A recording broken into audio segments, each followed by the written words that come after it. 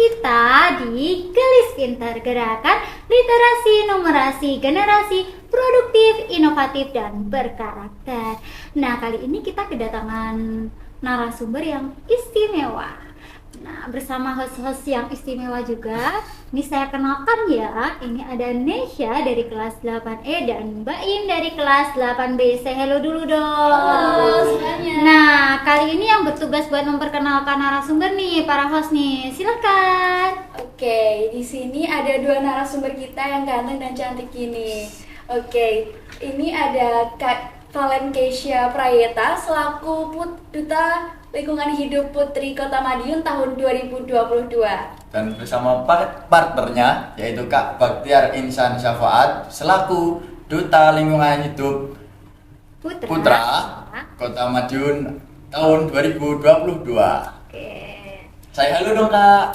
Hai semuanya.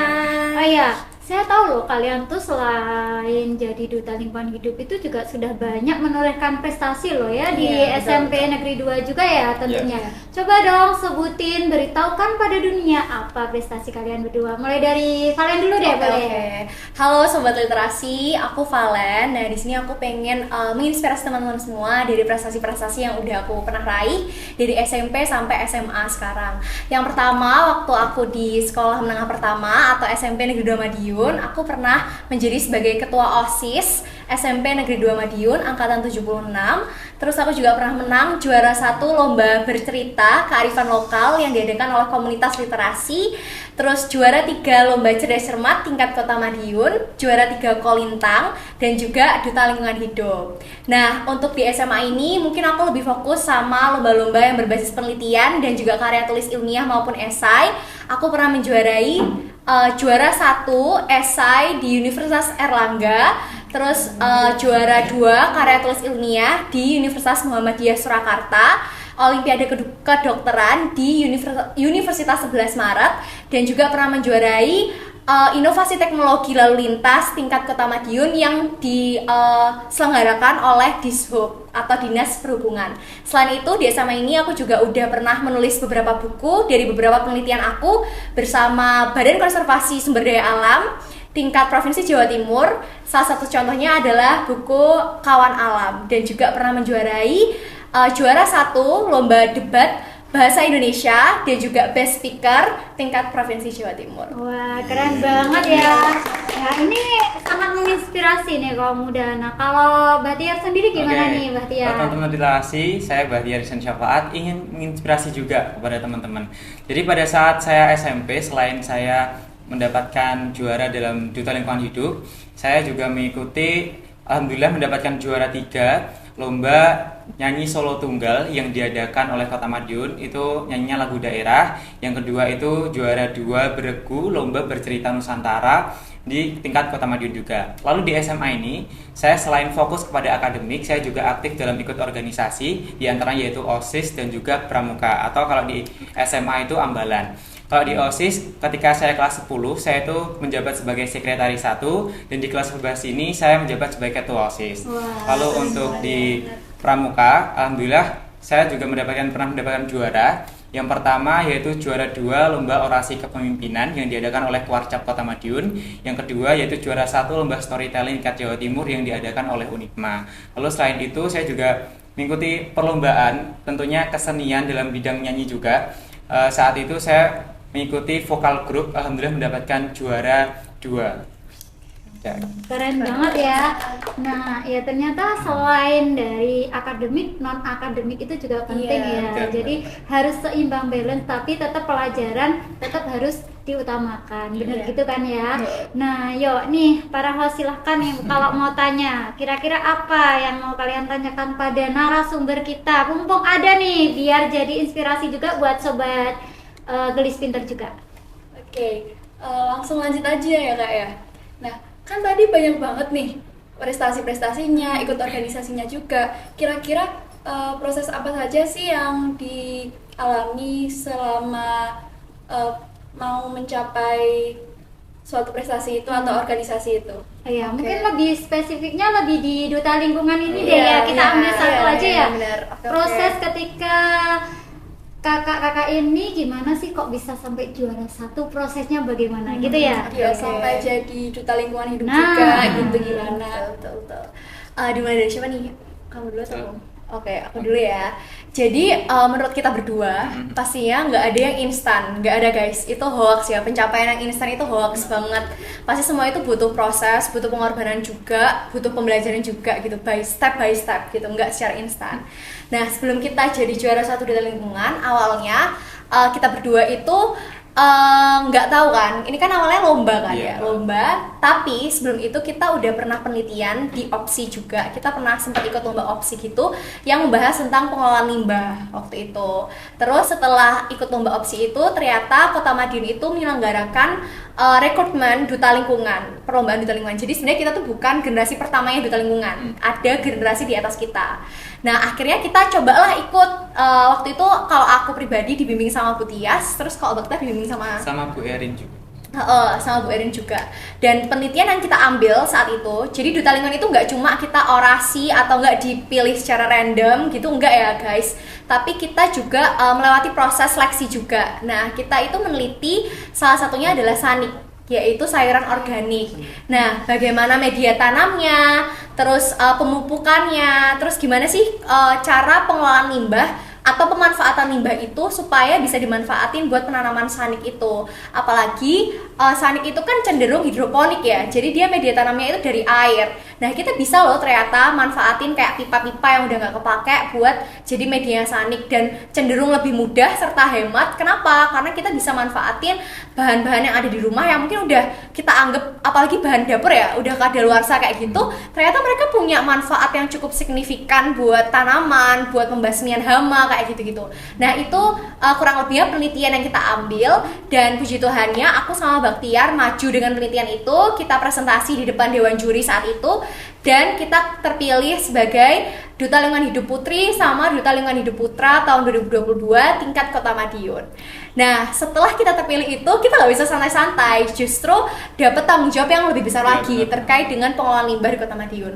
Menurut aku dan Baktiar ya pastinya, yang paling berkesan dari Duta Lingkungan saat kita menjabat jadi Duta Lingkungan itu adalah pertama kalinya kita tahu kalau Kota Madiun itu ternyata punya tempat pengelolaan limbah yang super duper keren banget. Kamu setuju nggak soal? Setuju banget. Setuju banget. Kenapa? Jadi Kota Madiun itu punya TPA Winongo namanya. Nah TPA Winongo ini ternyata mereka udah melakukan pengolahan limbah metana, gas metana. Jadi kalau teman-teman semua yang belum tahu gas metana itu apa, gas metana itu gas yang dihasilin dari penguraian sampah dan termasuk ke dalam gas rumah kaca. Jadi dia juga salah satu penyumbang yang menyebabkan penipisan lapisan ozon. Nah kalau si gas ini terlalu banyak nih, karena penumpukan sampahnya itu terlalu banyak, itu juga bakalan sangat berpengaruh sama global boiling ya. Kalau sekarang kan global boiling, bukan global warming lagi kan, udah pendidikan global gitu. Nah kalau semakin tinggi tingkat global boilingnya itu, maka juga akan semakin rendah juga nih perkembangan sumber daya alam maupun manusia yang ada di bumi gitu. Nah ternyata TPA Winongo itu punya tempat penyaringan gas metana, dimana setelah disaring nih teman-teman, itu bisa dijadikan sebagai yang pertama pengganti gas LPG. Dan TPA Winongo itu udah punya alatnya yang disalurkan ke pemukiman warga di daerah Winongo itu. Jadi mereka udah nggak bayar gas LPG buat masak lagi, tapi mereka udah pakai pemanfaatan gas metana itu buat masak dan pembakaran lainnya kayak gitu. Dan satu lagi, mereka juga punya alat penyaringan yang lebih yang lebih baik lagi, di mana hasil sulingan gas metana itu bisa dijadiin sebagai bahan sauna. Jadi mereka buka alat tempat sauna di situ. Bisa sampai tempat sauna. Iya, sauna juga. Iya, bener banget. Iya, Iya, itu keren banget. Terus kalau di TPA Winongo itu juga ada pengolahan khusus limbah organiknya buat pupuk kayak gitu, sama pembasmi lalat. Jadi kalau kita masuk, lalat-lalat di sana itu udah dalam kondisi gila, udah nggak bisa fertilasi lagi, udah nggak bisa berkembang lagi, karena mereka punya cairan khusus gitu yang dari cairannya sampah juga yang diolah buat pembasmi lalat itu. Wah, ini kalau dikembangkan luar biasa sekali. Iya. Pasti Kota Madiun jadi lebih Baik, maju lagi. iya, betul banget. Terus yang baru-baru ini banget, dan mohon doanya juga teman-teman. TPA Winongo itu bakal ngelakuin pembangunan lebih lanjut lagi untuk mengelola limbahnya itu. Jadi habis sisa sampah yang udah bertahun-tahun itu bakal kayak diubah jadi barang yang lebih baru lagi gitu. Nah, wah keren sekali ya. Nah, di sekolah kita ini juga ada loh pemilahan sampah, dibagi menjadi 3 warna ya kemarin. Iya, Ada betul. warna apa saja yo? Coba. Nah, untuk tempat sampah yang berwarna merah itu isinya adalah plastik, untuk yang kuning itu kertas, dan yang hijau itu organik. Nah ya, jadi memang pemilahan sampah ini yang nantinya juga kita ada P5 yang kemarin juga ada mengolah dari Iya, betul. limbah menjadi barang-barang yang indah. Jadi adik-adikmu ini sekarang tuh mulai ini, jadi mereka P5-nya itu mengubah barang-barang seperti plastik itu dijadikan barang-barang yang lebih berguna, bisa jadi vas dan lain sebagainya. Ekobrik gitu ya? Iya, ekobrik juga ada ya kemarin terakhir Ada. itu kelas 7 itu bikin kursi dari itu loh botol yang diisi Diisi ya sampah sampah dan bekas. sampahnya itu mereka juga mengumpulkan banyak ya butuhnya sampah itu. Jadi kayak nggak cuma di sekolah, kita bekerja sama paguyuban juga, karena kan yang namanya sampah kalau di kita sampah itu kalau menumpuk itu bakal jadi pencemaran juga ya. Akhirnya jadi dengan adanya ekobrik ini, sampah-sampah dari rumah mereka itu yang sekiranya bisa untuk dijadikan bahan ekobrik mereka kumpulkan, kemudian mereka bawa ke sekolah untuk dijadikan ekobrik ini sendiri. Jadi benar-benar kita berusaha untuk mengurangi sampah plastik. Iya, Dan benar. sekarang sudah ada galonisasi juga ya. Iya. Jadi sekarang tiap-tiap kelas itu ada galon. Nah, jadi mereka diminta untuk bawa botol air minum, kemudian diisi di galon itu. Nah, selain itu sekarang sudah nggak di kantin juga lebih ketat ya, pemakaian sudah nggak boleh pakai Botol plastik. botol plastik, sudah nggak boleh. Jadi benar-benar kalau misalkan mau minum pun ya kan ada yang gelas ya. Kalau misalkan gelasnya sudah habis, mereka bawa tumbler. Anak-anak ini sekarang sudah bawa tumbler. Kalau mau ke kantin ya isinya dari tumbler mereka masing-masing. Gitu. Ya, silakan Mbak Im kalau mau tanya. Jadi kalau boleh tahu ya Kak ya, benefit apa sih Kak yang Kak Valen dan Kak Bagtiar dapetin dari kegiatan tersebut? Oke. Tentunya banyak banget sih benefit yang kita dapatkan. Di antaranya seperti public speaking pastinya, terus kita nambah ilmu juga. Terus juga kita pada saat kita di TPA itu, kita bahkan mendapatkan ilmu yang sebelumnya kita nggak pernah dapetin. Bahkan kita terkait gas metana tadi yang bisa dimanfaatkan menjadi berbagai macam, itu kita baru tahu dan ditunjukkan secara langsung pada saat kita di TPA itu. Benar. Dan juga selain itu kan kita secara tidak langsung kita harus selalu mengulik tentang lingkungan nih sebagai duta lingkungan.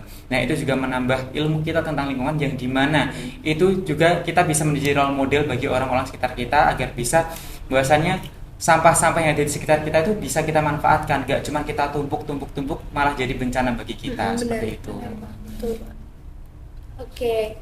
Kan tadi kan banyak banget nih yang kegiatan yang dilakukan atau yang diikuti oleh Kak Valen sama Kak Bagtiar. Nah, apa sih alasannya Kak mengikuti banyak-banyak kegiatan kayak gitu? Apa nggak capek? Oke. Nah, menurut kita ya guys, menurut kita kalau kita melakukan suatu kegiatan itu pasti konsekuensinya bakalan capek ya, Pasti sih. Tapi itu sebanding sama pertama pengalaman yang kita dapetin, yang kedua ilmu yang kita dapetin, yang ketiga relasi yang kita dapetin. Jadi sebenarnya menurut kita kalau kita ikut lomba, kalau kita ikut suatu hal-hal yang baru atau keluar dari zona nyaman kita, itu bukan kita mencapai suatu tujuan utamanya itu bukan kayak kemenangan atau suatu jabatan atau prestis dalam tanda kutip ya. Tapi sebenarnya yang paling penting, the privilege-nya adalah yang pertama relasi, yang kedua itu pengalaman, dan yang ketiga itu ilmu baru. Kayak gitu. Dan kita berdua percaya bahwa sebenarnya kayak filosofinya burung ya, burung itu nggak pernah percaya loh sama tangkai yang dia pijak, tapi dia selalu percaya sama sayapnya dia sendiri. Sama ketika kita mencoba hal baru dengan kemampuan kita sendiri, dengan usaha kita sendiri, bukan kayak minta bantuan orang lain atau kayak plagiarisme gitu ya. Justru itu yang paling penting, karena ilmunya kita dapat sendiri kan, kayak gitu. Kalau misalnya kita mencapai sesuatu itu karena bantuan orang lain atau karena kayak nyontek punyanya orang, kalian nggak akan dapetin ilmunya gitu. Kalian cuma kayak dapetin prestisnya aja, dapetin jabatan atau kemenangannya aja, gitu sih. Beda lagi kalau misalkan bantuan orang lain itu berupa kayak pendidikan kayak gitu. Kita semua juga ngalamin didikan gitu dari bapak ibu guru sebelum mencapai suatu kemenangan kayak gitu. Jadi lebih ke proses yang kita dapetin, Ha, bukan hasilnya bener tapi banget. prosesnya kita untuk Prosesnya. mencapai itu yang lebih berharga. Iya. Jadi ibarat kata kita ikut lomba itu menang kalah itu nggak masalah, Nggak masalah. tapi proses yang kita Benar. dapatkan ketika kita mengikuti lomba, otomatis kita itu memaksa diri kita agar kita itu mampu. Iya, Dari benar. kita memaksa diri kita akan banyak pelajaran yang kita dapatkan. Iya. Nanti next ketika kita ikut lomba lagi pasti ada perubahan yang kita alami. Oh ternyata waktu itu aku salahnya gini loh, terus harusnya nanti pas waktu aku ikut lomba lagi, oh yang ini loh, kita harusnya nanti aku kayak gini gitu ya. Evaluasi. Iya, ya, evaluasi benar. benar banget. Evaluasi dan upgrade diri. Itu penting banget. Penting banget itu juga ya. Ada? Oke. Terus ini saya masih penasaran nih, tolong dong kasih ini Sobat Gelis Pinter ini motivasi, tips biar kita itu bisa lebih sadar terhadap lingkungan, karena kan yang kita tahu kadang ya kalau misalkan ada event terus banyak sampah yang dikeluarkan, ini juga sebagai closing ya, nanti bisa biasanya kan ada juga ini ya apa semacam jargon juga, yuk minta tolong diberikan tips bagi Sobat Wita ini, Sobat Wita dan Sobat Gelis Pinter ini gimana tipsnya biar sadar terhadap lingkungan sekaligus jargon sebagai closingannya. Silakan. Dulu deh. Mungkin dari aku dulu ya. Iya. Oke, untuk motivasinya terkait lingkungan hidup, kan kita kan nggak pernah lepas dari namanya lingkungan. Ya. Untuk terkait bagaimana cara kita untuk mengelola sampah itu sendiri, itu tentunya banyak sekali, entah itu dari digital maupun dari ajaran dari Bapak Ibu guru maupun dari orang lain, itu banyak sekali pengajaran bagaimana cara kita untuk mengelola sampah. Itu tergantung kesadaran kita sendiri. Kalau dari diri kita punya kesadaran bahwasanya sampah apapun sekecil itu apabila kita biarkan itu kan bisa menumpuk. Kalau kita sadar akan hal itu, kita pasti akan mengurangi yang namanya bencana akibat sampah. Nah, maka dari itu kesadaran itu sangatlah penting. Nah, kalau kita udah tahu bahwasanya sampah sekecil apapun itu juga bisa berdampak besar nantinya, kita secara tidak langsung gitu bakal punya pikiran, oh aku bisa mengelolanya. Gimana cara mengelolanya? Yaitu kita bisa mendapatkan ilmu dari yang tadi, dari digital bisa, dari Bapak Ibu guru bisa, entah itu kita bikin pot atau bikin hiasan rumah ataupun yang lain. Bahkan kalau zaman sekarang kayak semisal kerajinan seperti itu bisa diperjualbelikan juga. Iya, Itu juga benar bisa bermanfaat bagi kita juga seperti itu. Oke, kalau dari aku sih kenapa kita harus menjaga lingkungan ya? Karena kalau bukan kita tuh siapa lagi gitu. Ingat teman-teman, yang punya bumi ini, yang bertempat tinggal di bumi ini tuh nggak cuma kita sebagai manusia, tapi juga ada hewan, tumbuhan dan makhluk hidup lainnya gitu. Jadi kalau misalkan kita sebagai ibaratnya puncak rantai makanan itu nggak berpikir nih buat keberlanjutan bumi, ya siapa lagi gitu kan? Terus benar kata Mbak Tia tadi, sebenarnya pengelolaan sampah itu nggak harus dari yang paling besar dulu. Kita misah atau memilah-milah sampah itu juga udah hal kecil yang jarang orang perhatikan gitu ya. Kadang-kadang kan dicampur semua gitu.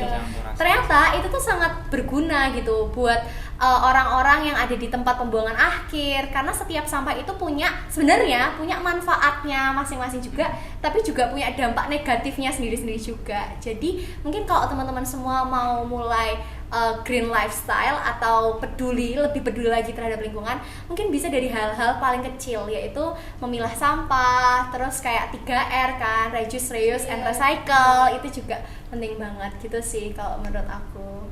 Terus kita punya jargon ya, Bas. Ya. Mungkin kita bisa bareng-bareng ya, bisa ya. Beri contoh dulu dong, Kak. Kalau misalkan teman-teman yang lagi nonton juga mungkin bisa ngikutin Iya, jargon bisa kita ikut juga. bareng-bareng. Kalau kita bilang DLH, teman-teman semua bilang wujudkan lingkungan yang lestari. Pakai tangannya gini. Oh, waktu gini tuh waktu lestari ya? Lestari. Iya, yang lestari. Jadi diulang. Wujudkan lingkungan yang lestari. Gitu ya. Ayo, yuk. Oke, kita coba ya, teman-teman yang lagi nonton juga bisa ya, ikut ya. DLH, wujudkan lingkungan yang lestari.